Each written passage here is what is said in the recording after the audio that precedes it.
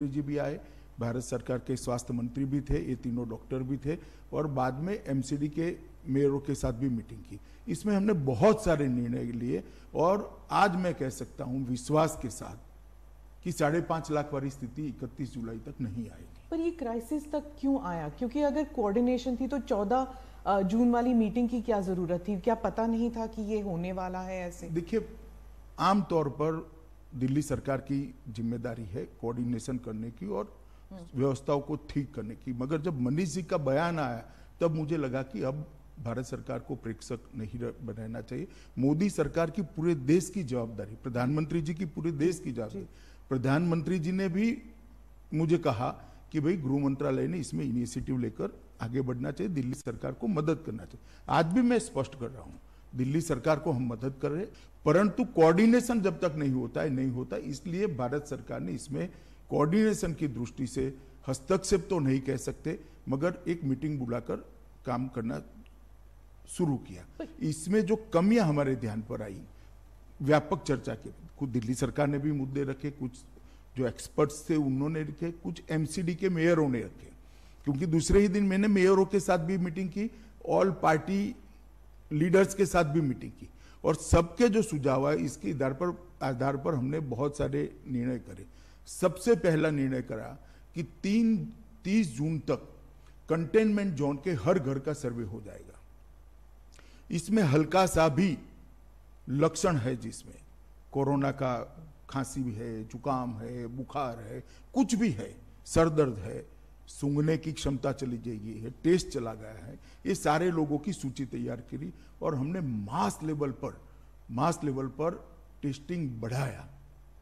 पहले मैं बाद में टेस्टिंग पर आऊंगा, मगर मास लेवल पर टेस्टिंग बढ़ाया और मुझे भरोसा है कि ये 30 तारीख तक हम पूरा कंटेनमेंट जोन का टेस्टिंग कर देंगे और बाद में 21 जुलाई को तय किया कि पूरे दिल्ली का हाउस टू हाउस सर्वे करेंगे, जिससे जिसको थोड़ा सा भी कोरोना का भय हो उसका टेस्टिंग किया जाए और कम से कम उसको आइसोलेशन में डालने से वो फैलाए नहीं। ताज्जुब तो इस बात की हो रही थी कि आप होम मिनिस्टर हैं, गृह मंत्री हैं, तो गृह मंत्री होने के नाते आपको हर स्टेट, हर राज्य को देखना है, गुजरात हो, महाराष्ट्र हो, लेकिन दिल्ली में ऐसी क्या केओस वाली सिचुएशन आ गई। और इंग्लिश में एक कहावत है, too many cook spoil the broth, कि एक तरफ चीफ मिनिस्टर हैं, एक तरफ लेफ्टिनेंट गवर्नर हैं, उस पर आप भी आ गए, तो इसमें तालमेल अब बढ़ा है। जरा भी कोई खींचातानी नहीं है, बिल्कुल।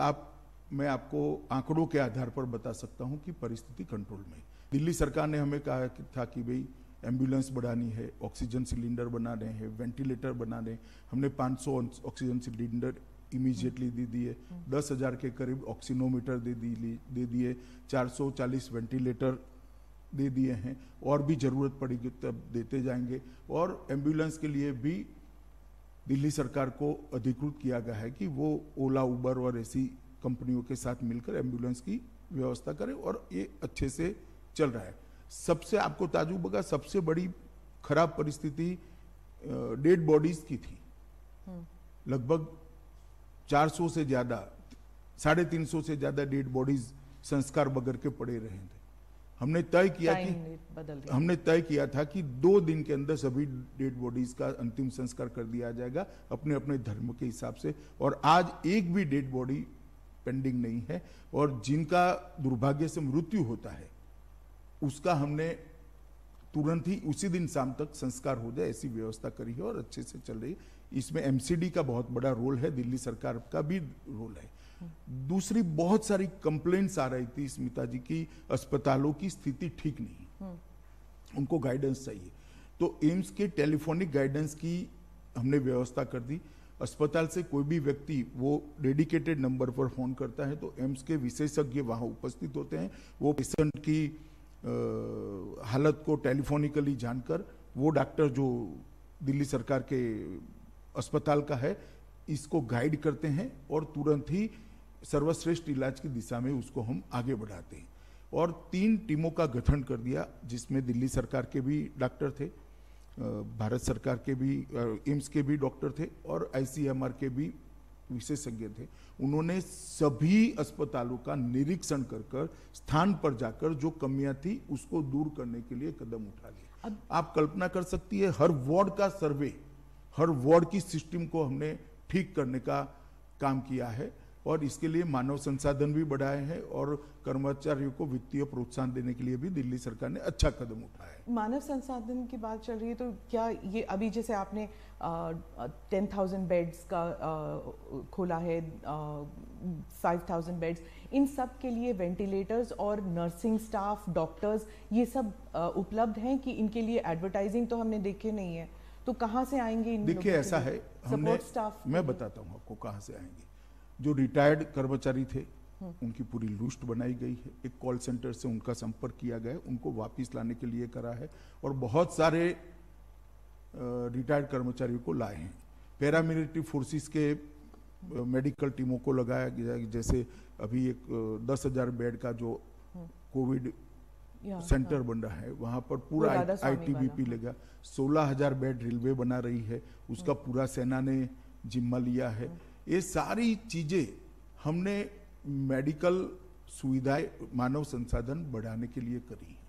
कोऑर्डिनेशन की जब बात चल रही थी तब भी बार बार डिसीजंस चेंज होते हैं कि होम आइसोलेशन होगा कि नहीं होगा, कंपलसरी होगा कि नहीं होगा, दिल्ली गुड़गांव के बीच ट्रैफिक आने देंगे कि नहीं, दिल्ली नोएडा के बीच। एनसीआर का तो कॉन्सेप्ट खत्म ही सा हो गया है। ऐसा नहीं हुआ है। जहाँ तक कोविड का सवाल है, एनसीआर की भी मैंने मीटिंग की है, एनसीआर के सारे लोग आए थे, इनके साथ मीटिंग की है और अभी दिल्ली का जो मॉडल बना है, मैं दोनों मुख्यमंत्रियों से बात करने वाला हूं। अरविंद जी तो लुक में है ही है, उनको साथ में रखकर ही फैसला करते हैं, परंतु उत्तर प्रदेश और हरियाणा के मुख्यमंत्रियों से भी बात करूंगा और एनसीआर को पूरा संपूर्ण जानकारी अब तक इकट्ठा हो गई है, गृह मंत्रालय में और स्वास्थ्य मंत्रालय में आ गई। एक समन्वित रणनीति हम बनाएंगे एनसीआर के लिए, दोनों मुख्यमंत्रियों से बात कर और इसी तरह से टेस्टिंग बढ़ाना, अस्पतालों का गाइडलाइन तय करना, ये सारी चीजें एनसीआर में भी चली जाएगी।